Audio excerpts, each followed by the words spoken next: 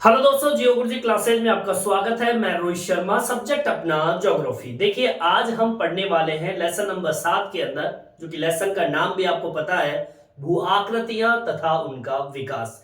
मतलब हमारे धरातल के ऊपर किस प्रकार से जमीन की आकृतियों का निर्माण हुआ है, उस जमीन की आकृति को बनने में कौन कौन से साधन लगे हैं, कौन कौन सी ऐसी क्रियाएं हैं, ऐसी प्रक्रियाएं हैं जो हमारे इस धरातल के ऊपर जमीन के बदलाव में, उनकी आकृतियों में हर समय बदलाव करती रहती है। क्योंकि भू आकृति कभी भी एक स्थिर अवस्था में नहीं रहती, गतिशील होती है। समय के अकॉर्डिंग, जलवायु की वजह से, या फिर आप ये कहें कि कोई अपक्षय, अपर्दन या निक्षेपण जैसी प्रक्रियाओं की वजह से हमारे धरातल के ऊपर भू आकृतियों में हमेशा हर वक्त बदलाव होता रहता है। अब देखिए, इस लेसन के अंदर आज जो हम पढ़ने वाले हैं वो भूआकृति के विकास से ही संबंधित है। देखिए, सामने टॉपिक दिया हुआ है, प्रवाहित जल से निर्मित स्थल रूप की अवस्था। इस अवस्था को आप ऐसे समझिए जैसे कि एक इंसान होता है, मानव, और मानव की 3 अवस्थाएं होती है उम्र की। ठीक है, होती है। जैसे कि जब वो जन्म होता है, फिर वो धीरे धीरे बड़ा होता है, तो वो कौन सी अवस्था होती है? यूथ अवस्था होती है, मतलब युवा अवस्था होती है। ठीक है ना। फिर थोड़ा थोड़ा और उम्र बढ़ती रहती है। 30 साल के बाद में थोड़ा सा वो मैच्योर होने लगता है, या फिर हम कहें कि 20-25 साल की जो उम्र होती है वो एक मैच्योर जैसी कंडीशन में बदलाव करने लगती है। उसकी दूसरी अवस्था होती है प्रौढ़ अवस्था, जिसे हम कहते हैं मैच्योर। और लास्ट में जो बुढ़ापा आता है इंसान की जिंदगी के अंदर, वृद्ध अवस्था जिसे हम बोलते हैं, ये इस मानव जाति की तीसरी अवस्था होती है। मतलब मानव की 3 अवस्थाएं होती है उसकी उम्र की, युवा, प्रौढ़ और वृद्धा। ठीक है। अब इसको हम ले जाते हैं कहां पर? भू आकृति के ऊपर। ठीक है, स्थल रूप पर आप इस चीज को ले जाइए। मतलब ये हुआ कि आपकी जो स्थल का जो रूप होता है वो भी 3 अवस्थाओं से गुजरता है। मतलब ये कि युवा अवस्था जो होती है वो स्थल रूप की नवीन अवस्था मानी जाती है। इसको कौन सी अवस्था मानी जाती है? नवीन अवस्था। नवीन अवस्था कह दीजिए, या फिर आप कह दीजिए नई अवस्था, या फिर कह दीजिए कि स्थल रूप का जन्म कह दीजिए। ठीक है। मतलब यह कि हम ये कहें कि स्थल रूप का पहला अवस्था कौन सी मानी जाती है, तो वो युवा अवस्था होती है। अब हम इसके अंदर पढ़ेंगे कि युवा अवस्था में होता क्या है। ठीक है। सेकंड नंबर पे जब हम आएंगे तो प्रौढ़ अवस्था में पढ़ेंगे, ये होती है मध्यम। मध्यम या मध्य अवस्था इसे हम कहते हैं। मध्य अवस्था को हम ये कह सकते हैं बीच की अवस्था। ठीक है, बीच की अवस्था हम इसे कहते हैं। जैसे कि इंसानों की अवस्था होती है, उसी प्रकार आपके जमीन की आकृति की भी 30-20 वाली अवस्था होती है, इसे हम मैच्योर अवस्था बोलते हैं। और फिर एक अवस्था होती है अंतिम अवस्था। ठीक है, अंतिम अवस्था का मतलब होता है कि आखिरी अवस्था। ठीक है, अंततः जिसे हम बोलते हैं, जिसके बाद में आपकी जो भूआकृतियां होती है वो टूटकर कमजोर पड़ जाती है और वो बिखर कर चली जाती है। मतलब ये कहना चाहूंगा कि आपकी जो प्रवाहित जल, अब देखो ये बनती किसकी वजह से? ये होता है प्रवाहित जल की वजह से। जब पानी बहता है, जब भी पानी बहेगा तो वो क्या काम करता है? वो हमारे इस धरातल के ऊपर एक नए नए स्वरूप या स्थल की आकृति का निर्माण करता हुआ चलता है। तो जब भी पानी बहता है, उस प्रवाहित जल की वजह से कुछ स्थल रूपों का निर्माण होता है। कुछ क्या, सभी स्थल रूपों का निर्माण होता है। ये स्थल जो रूप होती है उनकी 3 अवस्था होती है। मतलब आपकी भू आकृति की 3 अवस्था होती है जो कि प्रवाहित जल की वजह से निर्मित होती है। ध्यान से सुनना, प्रवाहित जल से निर्मित स्थल रूप की अवस्था कितनी होती है? 3। पानी जब बहता है तो पहली अवस्था में वो क्या काम करता है, दूसरी अवस्था में वो क्या काम करता है, फिर तीसरी अवस्था में वो क्या काम करता है, जिसकी वजह से आपकी भूआकृति को यूथ, मैच्योर और ओल्ड, मतलब युवावस्था, प्रौढ़ अवस्था और वृद्धावस्था में जाना पड़ता है। और उस समय उसकी क्या कंडीशन रहती है वो हम देखेंगे। सबसे पहले आप डाल लीजिए युवावस्था, मतलब नई नई भूआकृति का निर्माण हो रहा है। ठीक है, अब सुनिए, जब नई नई भूआकृति का निर्माण होता है, पानी जब बह रहा है, इस अवस्था में नदियों की संख्या बहुत ही कम होती है, क्योंकि पहली पहली बार पानी बह रहा है, उस क्षेत्र में नई नई आकृति का निर्माण होगा, तो मतलब शुरुआती समय के अंदर इस अवस्था में नदियों की संख्या क्या होती है, बहुत ही कम। ये हमारा पहला बिंदु होगा। ठीक है, लिखेंगे इस अवस्था में नदियों की संख्या बहुत कम होती है। अब आप एक एक पॉइंट पे नजर डालेंगे। अगर आपके सामने अगर ये क्वेश्चन आ जाता है कि प्रवाहित जल से निर्मित स्थल रूप की कितनी अवस्था होती है, ये 3 अवस्थाओं का वर्णन मैं आपके सामने करके बता रहा हूं, शॉर्ट तरीके से बताऊंगा, पॉइंटों में बताऊंगा, आपको याद हो जाएगी। अब युवा अवस्था की बात कर रहे हैं अपन, तो इस अवस्था के अंदर नदियों की संख्या क्या होती है, बहुत ही कम होती है। ठीक है। सेकंड, देखिए इस अवस्था के अंदर आपकी जो नदियां होती है, क्योंकि शुरुआती टाइम होता है, ठीक है, क्योंकि पानी प्रवाहित जल जो है पहली पहली बार किसी क्षेत्र से गुजरता है, तो होता क्या है, उस जैसे मान लीजिए नदी के रूप में पानी बहा, ठीक है, ये नदी जब बनती है मतलब प्रवाहित जल हो रहा है, उस टाइम पे जब नई नई अवस्था होती है, किसी क्षेत्र से पानी पहली पहली बार जब गुजरता है, तो क्या नदियां गहरी होती है, क्या नहीं होती।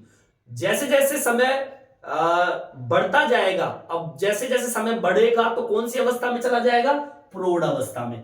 लेकिन जब हम युवावस्था की बात करते हैं शुरुआत में, तो आपकी जो नदियां होती है वो उथली होती है। उथली का मतलब क्या होता है, कई बार बच्चे पूछते हैं कि उथला जल, ठीक है ना, उथले समुद्र, ये क्या होते हैं। उथली का मतलब होता है कम गहरी।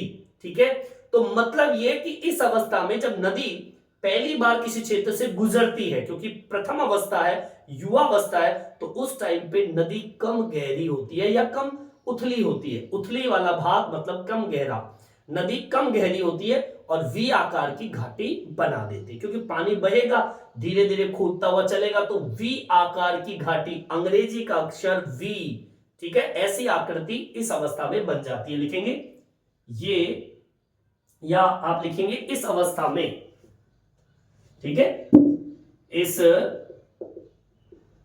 अवस्था में नदियां उथली, उथली शब्द का मतलब होता है कम गहराई।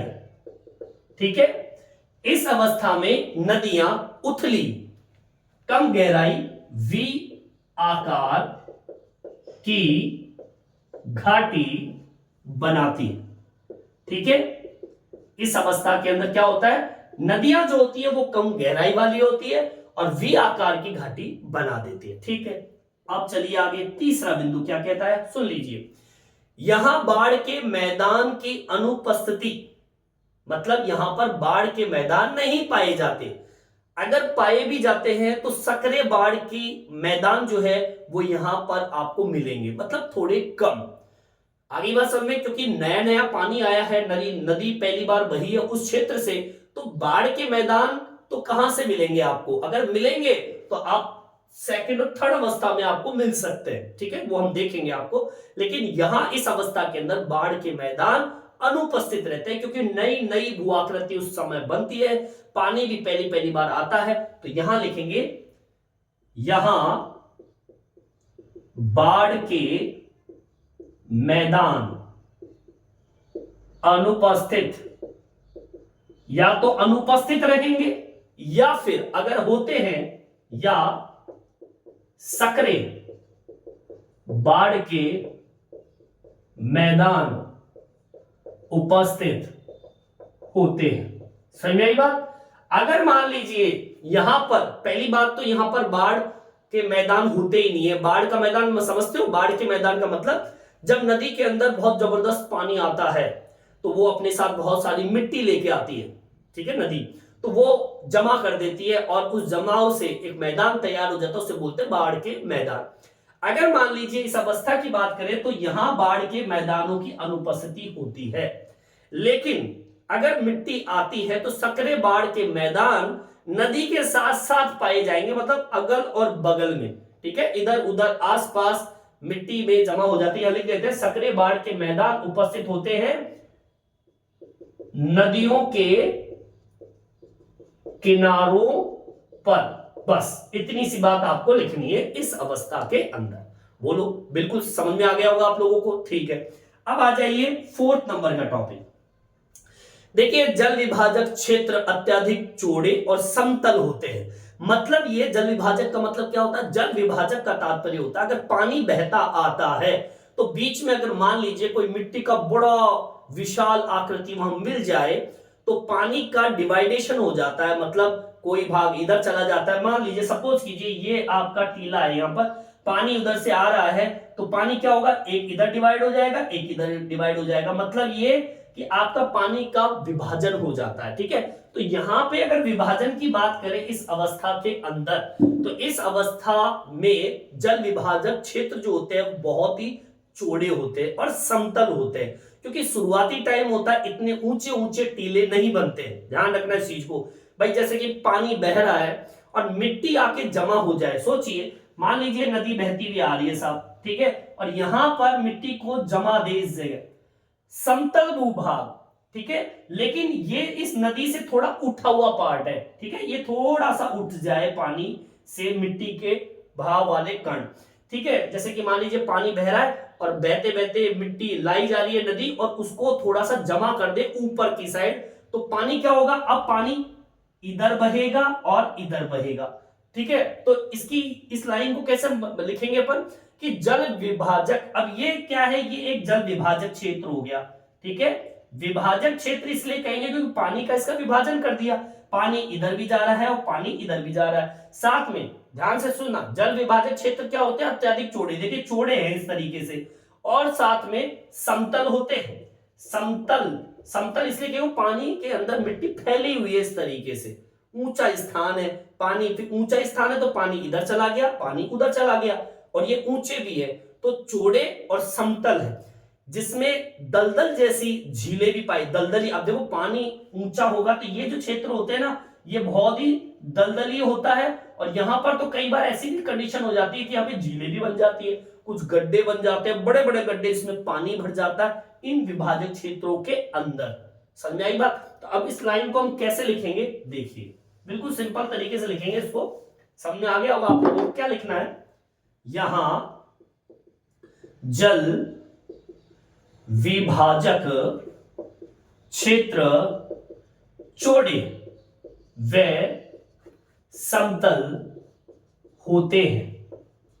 ठीक है, मतलब जल विभाजक क्षेत्र क्या होते हैं? चौड़े होते हैं और समतल होते हैं, जिसमें दलदल, क्योंकि पानी के बीचों बीच ये बनते हैं ये विभाजक, तो पानी को सोखे हुए होते हैं, तो मिट्टी जो होती है बहुत ही दलदली होती है, और यहीं पर दलदल व झीलें भी होती है।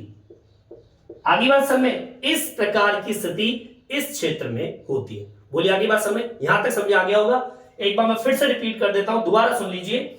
युवावस्था के अंदर, इस अवस्था में नदियों की संख्या बहुत कम होती है। इस अवस्था में नदियां उथली, मतलब कम गहराई, वी आकार की घाटी बनाती है।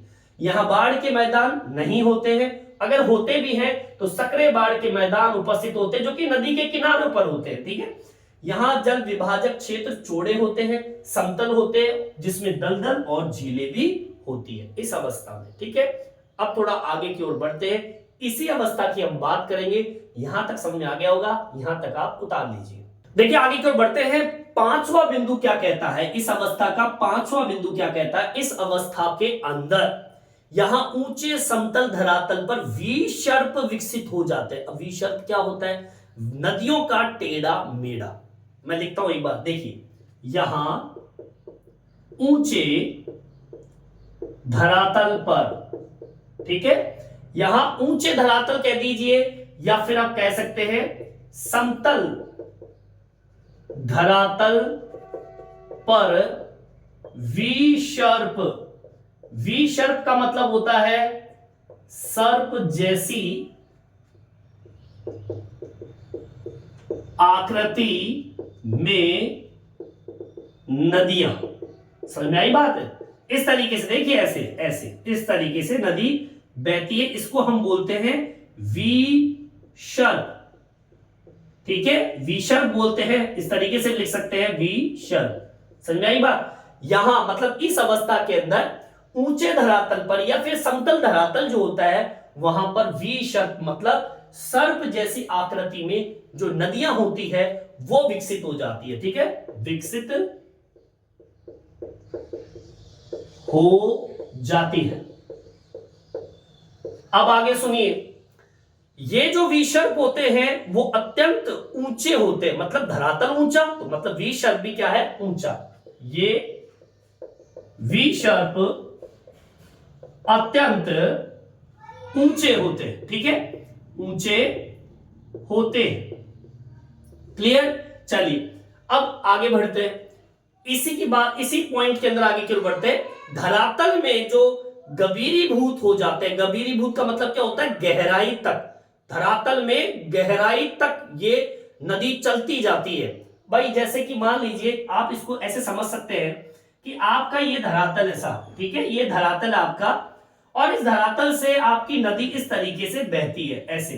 ठीक है, जब आप शुरुआती समय की हम बात करेंगे तो क्या होता है कि जब पानी बहता है धरातल के ऊपर तो थोड़ा थोड़ा पानी बह रहा है, चाहे स्पीड से बह रहा हो, तो पहले थोड़ी सी जगह करता है। ठीक है, पहले थोड़ी सी जगह करता है, थोड़ा सा गहरा इसको करता है इस तरीके से। ठीक है, फिर पानी लगातार कंटिन्यू जब बहता रहता है तो क्या करता रहता है, पहले इतनी सी होती है गहराई उसकी, फिर और गहरा होता जाता है नदी का भाग। फिर क्योंकि पानी बहता रहता है तो वो कटाव भी तो करता है, उस मिट्टी को उखाड़ उखाड़ कर ले जाता है, तो उस नदी क्या करती है, ऐसी हो जाती है, फिर ऐसी हो जाती है, फिर और बड़ी हो जाती है। ऐसे होते होती नदी यहां से गहरी होती बहुत गहरी चली जाती है। तो यहां पर हम कह सकते हैं कि जो विसर्प नदी होती है, लिखेंगे विसर्प नदियां धरातल पर गभीरीभूत, गभीरीभूत का मतलब होता है गहराई तक। यहां लिख देता हूं मैं, इसको हम इस तरीके से लिख सकते हैं, क्या लिखेंगे कि विसर्प की तली में निम्न कटाव होता होता ये गहराई में बढ़ते चले जाते हैं, धीरे धीरे कटती जाती है और फिर वो गहराई में चली जाती है, इसको बोलते हैं गभीरीभूत, गहराई तक मार करना नदी का। ठीक है, और वो गहराई बढ़ती जाती है। यहां पर गभीरीभूत का अर्थ यहां पर लिख देता हूं, अर्थात, अर्थात क्या लिखेंगे इसके अंदर, हम लिखेंगे विसर्प की तली में, विसर्प की तली में निम्न कटाव के कारण, ठीक है, विसर्प की तली में निम्न कटाव के कारण होता क्या है, गहराई तक वो नदी बढ़ती चली जाती है, कारण गहराई तक वह बढ़ती जाती है। बोलिए आगे बात समझ में। तो इस तरीके से इस अवस्था में ये प्रक्रिया होती है। मतलब ये कि आपकी जो नदी होती है, पहली बात तो ये कि ये नदी जिस क्षेत्र से बहती है, जो पानी पानी मतलब प्रवाहित जल जो होता है, नदी वाला पार्ट होता है, इस तरीके से विसर्प कंडीशन में बहती है, और जहां से भी ये बहती है धीरे धीरे खुदाई कटाव करती हुई निकलती है, और उस कटाव की वजह से आपकी गभीरीभूत मतलब विसर्प की तली में निम्न कटाव के कारण वो गहराई तक आगे की ओर बढ़ती जाती है, और इस प्रकार से नदी की आकृति क्या होती जाती है, चौड़ी होती चली जाती है।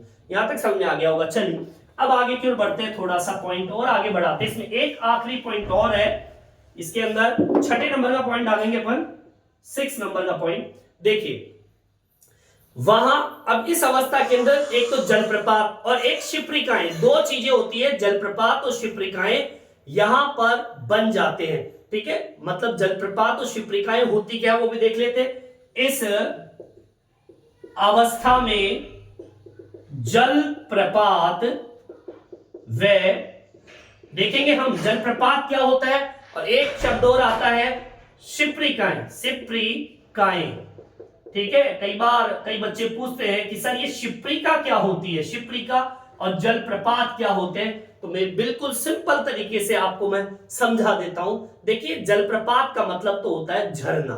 ठीक है, लिख देंगे अपन जलप्रपात।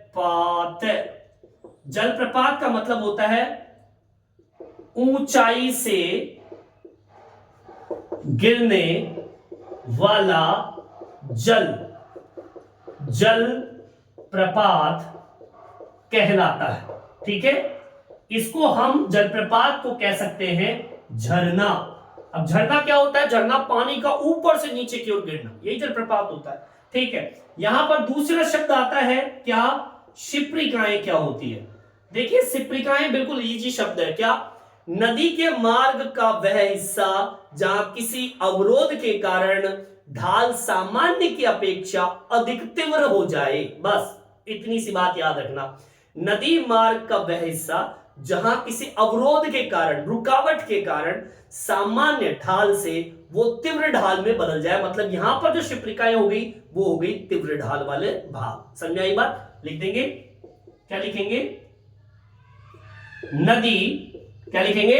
नदी के वे मार्ग, ठीक है, नदी के वे मार्ग वाले हिस्से, ठीक है, नदी के वे मार्ग वाले हिस्से जहां किसी अवरोध के कारण, जहां किसी अवरोध, रुकावट, रुकावट के कारण मंद ढाल तीव्र ढाल में परिवर्तित हो जाए, इसे कहेंगे शिप्रिकाएं। अब मैं सिंपल तरीके से अगर इसको लिख दूं तो आप लिख दीजिए तीव्र ढाल वाले भाग। बस इतनी सी बात आपको लिखनी है, तीव्र ढाल वाले भाग ही शिप्रिकाएं कहलाती है। समझ में आई बात? यहां पे जलप्रपात समझ में आ गया। जलप्रपात का मतलब क्या होता है? पानी का ऊंचाई से गिरना जलप्रपात कहलाता है। इसे झरना भी कह सकते हो। शिप्रिकाएं होती है नदी का जो मार्ग है उस मार्ग का वह हिस्सा जहां किसी अवरोध के कारण, रुकावट के कारण ढाल जो है वो सामान्य से, मतलब मंद ढाल की अपेक्षा अधिक तीव्र हो जाए। ठीक है, बहुत तीव्र गति से, मतलब तीव्र ढाल में वो परिवर्तित हो जाए। ठीक है, अवरोध के कारण इसे हम शिप्रिका का नाम देते। तो मतलब ये कि युवा अवस्था जो होती है इसके अंदर जलप्रपात भी पाया जाता है और शिप्रिकाएं भी पाई जाती है। समझ में आई बात? इस अवस्था में जलप्रपात व शिप्रिकाएं बन जाते हैं। ये कुल मिला के 6 विशेषताएं आपके युवा अवस्था की होती है। अब आगे क्यों बढ़ते हैं? अब हम बात करेंगे प्रौढ़ अवस्था की, जिसे हम कहते हैं मैच्योर कंडीशन। ठीक है, चलिए यहां तक आप उतार लीजिए। देखिए आगे की ओर बढ़ते हैं। सेकंड नंबर का पॉइंट डाल दिया है मैंने, प्रौढ़ अवस्था, जिसको हम बोलते हैं मैच्योर कंडीशन, मैच्योर स्थिति। देखिए इसे प्रौढ़ अवस्था इसलिए कहेंगे क्योंकि युवा अवस्था के बाद में कौन सी अवस्था आती है? प्रौढ़ अवस्था, सेकंड स्टेप उम्र की।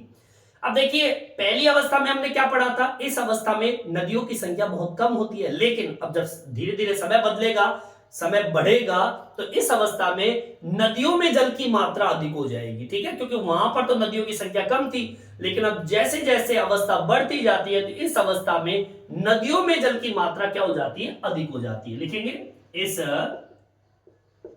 अवस्था में नदियों में जल की मात्रा बढ़ जाती है। ठीक है, मतलब इस अवस्था में आपकी जो नदियां होती है, इन नदियों की, इनमें नदियों के अंदर जो जल की मात्रा होती है वो धीरे धीरे क्या हो जाती है? बढ़ जाती है। ठीक है, चलिए अब आगे सुनिए। इस अवस्था के अंदर नदियां जो होती है वो आकार की स्थिति अगर हम बात करें, यहां सहायक नदियों का भी आकार इसी में मिलता जाता है। मतलब एक नदी बह रही है, देखिए इस तरीके से ये नदी बह रही है और इस नदी के अंदर और नदियों का संगम हो जाए। ठीक है, ऐसी अवस्था इसमें आपको देखने को मिलती है इस तरीके से। ठीक है, समझ आ रहा है बात? मतलब ये कहेंगे कि इस अवस्था में सहायक नदियों का आकार मिलने से इन नदियों का आकार भी धीरे धीरे क्या होने लगता है? बढ़ता है। तो यहां पर इस लाइन को हम ऐसे लिख सकते हैं कि यहां सहायक नदियों का भी आकार इनमें मिलता रहता है। ठीक है, इसको मेंशन कर देंगे। इस अवस्था में मुख्य नदियों में सहायक नदियों का मिलना व उन नदियों का आकार बड़ा होता या हो जाता है। ठीक है, ठीक है। इस अवस्था में मुख्य नदी जो होती है, मेन जो मुख्य नदी होती है वो बह रही है और इसके अंदर कई अन्य सहायक नदियां भी आकर मिलती जाती है और इनका आकार जो है वो बढ़ता चला जाता है। समझ में आई बात? चलिए आगे बढ़ते हैं। तीसरा पॉइंट क्या कहता है, देखिए, यहां नदी घाटियां वी आकार की होती है लेकिन गहरी नहीं होती। समझ में आई बात? लिख देंगे, यहां नदी घाटियों का क्या होता है, गहराई कम होती है और आकार कैसा होता है, वी आकार। यहां नदी घाटियों का आकार वी घाटियों जैसा होता है परंतु गहरी नहीं होती। ठीक है, मतलब यहां नदी घाटियों का आकार कैसा होता है, वी घाटी जैसा, लेकिन गहरी नहीं होती है इस अवस्था के अंदर। ठीक है, चलिए आगे क्यों बढ़ते हैं। चौथे नंबर का पॉइंट डाल लीजिए, मुख्य नदी के व्यापक व विस्तृत होने से विस्तृत बाढ़ के मैदान यहां पर पाए जाते हैं। पहली लाइन देखिए, पहली लाइन क्या कह रही है, इस अवस्था में मुख्य नदियां और इसकी सहायक नदियां, अब सोचिए, एक तो पहली अवस्था में तो केवल एक ही नदी जा रही थी, यहां पर तो मुख्य नदी तो जा ही रही है, साथ में अन्य सहायक नदियां भी जा रही है। तो मतलब यहां पर होगा क्या कि मुख्य नदी के अंदर जब पानी का बहाव और ज्यादा बढ़ने लगेगा, बढ़ा कौन रहा है, सहायक नदियां, इससे होगा क्या कि मुख्य नदी के व्यापक व विस्तृत होने के कारण, क्योंकि ये जब दोनों नदी बड़े मिलेगी तो वो बड़ी हो जाएगी और बड़ी होने की वजह से पानी ज्यादा आएगा, पानी ज्यादा आएगा तो मिट्टी ज्यादा आएगी, तो बाढ़ के मैदान यहां पर मिलेंगे। लेकिन हमने प्रथम युवा अवस्था देखी थी तो वहां पर बाढ़ के मैदानों की अनुपस्थिति थी, यहां पर नहीं है। ठीक है, लिखेंगे, मुख्य नदियों की व्यापकता व विस्तार के कारण यहां बाढ़ मैदान मिलते हैं। ठीक है, बाढ़ मैदान आपको यहां पे मिलेंगे क्योंकि जब नदी का आकार बढ़ेगा, जब बारिश होगी तो बहुत सारी गाद मिट्टी आएगी और बाढ़ जैसी स्थिति पैदा करेगी और बाढ़ के मैदान तो बनने ही हैं इस अवस्था के अंदर। ठीक है, चलिए पांचवा बिंदु देखिए क्या कहता है, घाटी के भीतर नदी विसर्प बनाती है और प्रवाहित होती है। आगे बात समझ में, मतलब घाटी के अंदर, घाटी में नदियां क्या बनाती है, विसर्प। विसर्प जानते हो क्या होता है, टेढ़ा मेढ़ा इस तरीके की आकृति, वो घाटी में बनाती हुई चलती है। तो घाटी में नदियां विसर्प बनाती हुई बहती है। ठीक है, मतलब घाटी के अंदर से ही पानी जो बहेगा वो कैसा बहेगा, विसर्प, सांप जैसा, सर्प जैसी आकृति में ही बहेगा। देखिए, युवा अवस्था में निर्मित जो समतल, जो फैले क्षेत्र थे, जो दलदलीय क्षेत्र थे, यहां पर लुप्त हो जाएंगे। मैंने आपको बताया था कि युवावस्था के अंदर जल विभाजक जो क्षेत्र होते हैं वहां पर समतल, फैले और दलदलीय क्षेत्र होते हैं, लेकिन यहां पर ये जो दलदल और समतलीय जो क्षेत्र होते हैं वो नहीं होते। समझ में आई बात? ठीक है, लिख देंगे, या युवावस्था का भी नाम ले रहा हूं मैं, युवा अवस्था से निर्मित समतल मैदान व दलदलीय क्षेत्र, युवावस्था से निर्मित समतल मैदान व दलदलीय क्षेत्र इस अवस्था में लुप्त का मतलब होता है नहीं होते। सही में यही बात है, लुप्त हो जाते हैं यहां पर, मतलब यहां पर ना तो समतल मैदान होते हैं और ना ही दलदली जमीन होती है जो युवावस्था के अंदर निर्मित हुए थे। मतलब युवावस्था में निर्मित जो समतल फैले भाग होते हैं, दलदलीय क्षेत्र होते हैं, यहां पर नहीं होते। ठीक है, चलिए, और एक आखिरी बिंदु इसमें भी देखिए, छठा सातवां पॉइंट इसमें, यहां पे जलप्रपात और शिप्रिकाएं नहीं होती, जबकि युवावस्था के अंदर जलप्रपात और शिप्रिकाएं होती है। यहां नहीं होती, यहां जल प्रपात व शिप्रिकाएं नहीं होती है। समझ में आई बात? मतलब यह कि प्रथम अवस्था जो युवावस्था थी, जो नई अवस्था थी, वहां पर तो जलप्रपात भी थे और शिप्रिकाएं भी थी, लेकिन जैसे ही हम प्रौढ़ अवस्था में आते हैं, मैच्योर कंडीशन में आते हैं, जैसे पानी का बहाव और तेज होने लगता है, तो यहां पर आपका जलप्रपात भी समाप्त हो जाता है और शिप्रिकाएं तो होती ही नहीं है। ठीक है, ये लुप्त हो जाती है। चलिए, आपका दूसरा पॉइंट भी कंप्लीट होता है। थर्ड नंबर आखिरी पॉइंट डाल लेंगे, वृद्धावस्था। अब ओल्ड अवस्था में क्या क्या होता है वो भी देखेंगे, यहां तक आप उतार लीजिए। देखिए, तीसरी अवस्था पे हम आ गए हैं, वृद्धावस्था। पॉइंट डाल दिया मैंने, ओल्ड अवस्था।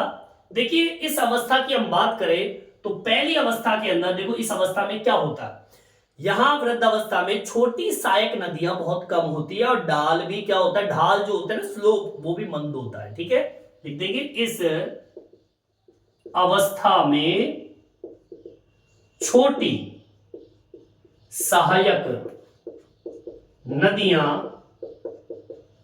कम होती है व ढाल मंद होता है। ठीक है, मतलब सहायक छोटी नदियां जो होती है, जो नदी मुख्य नदी से आकर मिलती है, वो बहुत कम होती है और ढाल भी आपका क्या होता है, मंद होता है। ठीक है, सेकंड पॉइंट देखिए, देखिए यहां नदियां स्वतंत्र रूप से विस्तृत बाढ़ के मैदानों में बहती है। मतलब आपकी जो नदियां होती है वो स्वतंत्र रूप से आपके बाढ़ के जो मैदान बने हैं वहां से बहती हुई निकलती है, और ये नदियां विसर्प सांप जैसी प्राकृतिक तटबंध बनाती है और गोखुर झील का भी निर्माण करती है। ध्यान रखना इस चीज को, अभी मैं बताऊंगा प्राकृतिक तटबंध क्या होता है, विसर्प क्या होता है। विसर्प तो मैंने बता दिया, प्राकृतिक तटबंध क्या होता है, गोकुल झील क्या होती है वो भी मैं बताऊंगा। यहां पर पहली लाइन आपको क्या लिखनी है, यहां नदियां स्वतंत्र रूप से विस्तृत बाढ़ के मैदानों में से बहती हुई जाती है। ठीक है, लिखेंगे, यहां नदियां विस्तृत बाढ़ के मैदानों में होती हुई बहती जाती है। ठीक है, यहां नदियां विस्तृत बाढ़ के मैदानों में होती हुई और बहती हुई जाती है। ये नदियां विसर्प, पहला। दूसरा, प्राकृतिक तटबंध। ठीक है, तीसरा, गोखुर झील बनाती है। ठीक है, अब पूछोगे, सवाल आपका है कि विसर्प मैंने बता दिया, प्राकृतिक तटबंध और गोखुर झील क्या होती है। देखिए, पहला विसर्प क्या होता है, अभी मैंने बताया आपको, मैं लिख देता हूं, नदियों का सर्प जैसी आकृति में बहना। ठीक है, इस प्रकार से, ऐसे। ठीक है, आ जाइए, सेकंड नंबर पे है प्राकृतिक तटबंध क्या होते हैं। बिल्कुल सिंपल सी बात है, प्राकृतिक तट, तट कहां होते हैं, नदी के किनारों पर। मतलब यह कि नदी के दोनों किनारों पर जब मिट्टी, अवसाद, मलबा जब जमता जाता है तो वहां पर बंद बन जाते हैं, बांध टाइप की बन जाती है, किनारे ऊंचे हो जाते हैं, उसे हम बोलते हैं प्राकृतिक तटबंध। समझ में आई बात, लिख दीजिए, नदियों के दोनों किनारों पर मलबा, मलबा कह दीजिए, या फिर रेत के जमने से बांध बन जाते हैं। प्राकृतिक तटबंध कहलाता है। ठीक है, मतलब जब नदी बहती है तो अपने साथ मिट्टी लेके आती है और उस मिट्टी को अगल और बगल में जमा करती हुई जाती है तो एक बंध बन जाता है। दोनों साइड स्थान ऊंचे हो जाते हैं और नदी उसके बीच में होकर बहती है तो एक बंध सा बन जाता है, बांध सा बन जाता है। पानी इधर नहीं जाता, इधर नहीं जाता, तो एक बंध बन जाता है। ठीक है, और उसे हम तट का नाम देते हैं। कई बार नदी के किनारे पे हम बैठे रहते हैं तो वो नदी का किनारा जो होता है वही प्राकृतिक तटबंध होता है जहां पर आप आनंद लेते हो खड़े होके। ठीक है, चलिए अब बात कर लेते हैं। तीसरा बिंदु आता है गोखुर झील। और गोखुर झील तो बिल्कुल सिंपल सा है। गोखुर झील क्या होता है? गोखुर झील कह दीजिए या फिर चापाकार झील कह दीजिए, मतलब नदी घाटियों में ये पाई जाती है। ये जो भू का आकार होता है वो अर्धचंद्राकार होता है, मतलब आकार जो होता है आधे चांद के समान होता है मिट्टी पर, और उस कटे हुए भाग के अंदर पानी भर जाए। ठीक है, और उस पानी के भरे हुए भाग को ही हम गोखुर झील कहते हैं या फिर चापाकार झील कहते हैं या अर्ध चंद्राकार झील आप कह सकते हो। ठीक है, इसके 2-3 नाम है। क्या लिखेंगे इसके अंदर? आप इस तरीके से लिख दीजिए, क्या? गोखुर झील या फिर कह दीजिए चापाकार झील। ठीक है, या फिर चापाकार झील कह दीजिए। ठीक है, ये नदी घाटियों में पाई जाती है। ठीक है, अब इसमें आप इसको ऐड कर दीजिए, क्या? ये भूभाग अर्ध चंद्राकार, मतलब आधा चांद आप देखते हो ना, उस अर्ध चंद्राकार आकार में क्या हो जाती है? अर्ध चंद्राकार आकार में कट जाता है, भाग कट जाता है, वहां पानी भर जाता है।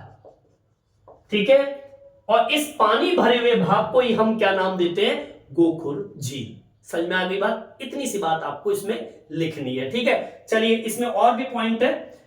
यहां तक समझ में आ गया होगा, यहां तक आप उतार लीजिए। देखिए आगे की ओर बढ़ते हैं। अब देखिए इस अवस्था के अंदर समतल फैले विभाजक वाले क्षेत्र यहां पर उपस्थित है। यहां पर झील भी आपको मिलेगी और दलदल भी यहां पर मिलेंगे, जो हमने कौन सी अवस्था में नहीं देखा? प्रौढ़ अवस्था में। हमने कहां देखा था? प्रथम अवस्था, युवा अवस्था में इन चीजों को हमने देखा था। ठीक है, तो यहां लिख देंगे, यहां समतल धरातल आपको यहां पर मिलेंगे, समतल धरातल आपको मिलेंगे, समतल फैले विभाजक वाले भाग, विभाजक क्षेत्र यहां मिलते हैं। आपने पढ़ा है ना युवा अवस्था के अंदर जो विभाजक वाला पार्ट था कि पानी जब बहता है अपने साथ मिट्टी लेके आता तो जमीन के हिस्से को थोड़ा ऊंचा उठा देता है, फिर पानी इधर और इधर बह के चला जाता। तो ये जो क्षेत्र होता है ये विभाजक क्षेत्र होता है। ये विभाजक क्षेत्र समतल होता है और फैला विभाजक क्षेत्र मतलब दूर दूर तक ये फैला हुआ होता है। समझ में आई बात? और यहीं पर क्या, जिसमें झीलें व दलदली क्षेत्र उपस्थित होते हैं। सही में आई बात? जो हमने युवा अवस्था में देखा था, ध्यान रखना इस चीज को, मैंने युवा अवस्था में ये सारी चीजें बताई थी, प्रौढ़ अवस्था में ये सारी चीजें गायब हो गई थी, हट गई थी, पर फिर से वृद्ध अवस्था में ये सारी चीजें वापस से उपलब्ध हो जाती है।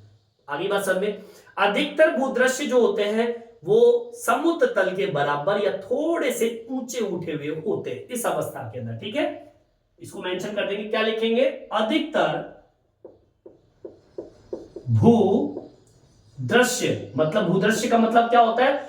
बहुत सारी भू की आकृति एक साथ मिलकर एक भूदृश्य को प्रकट करती है। पहाड़ भी है, पठार भी है, मैदान भी है, घाटियां भी है, ये सारी की सारी भू आकृतियां मिलकर क्या बनती है? भूदृश्य। सारे दृश्य को देखना भूदृश्य कहलाएगा। ठीक है, तो अधिकतर जो भूदृश्य होते हैं वृद्धावस्था के अंदर वो समुद्र तल के बराबर या थोड़े ऊंचे पाए जाते हैं। क्लियर? और यहीं पर अपनी ये तीनों अवस्थाएं कंप्लीट होती है। आज हमने पढ़ा प्रवाहित जल से निर्मित स्थल रूपों की 3 अवस्थाएं, युवावस्था, प्रौढ़ावस्था और वृद्धावस्था। मेरे हिसाब से आपके समझ में आ गया होगा। इस वीडियो में इतना ही। नेक्स्ट वीडियो में हम फिर से मिलेंगे। धन्यवाद।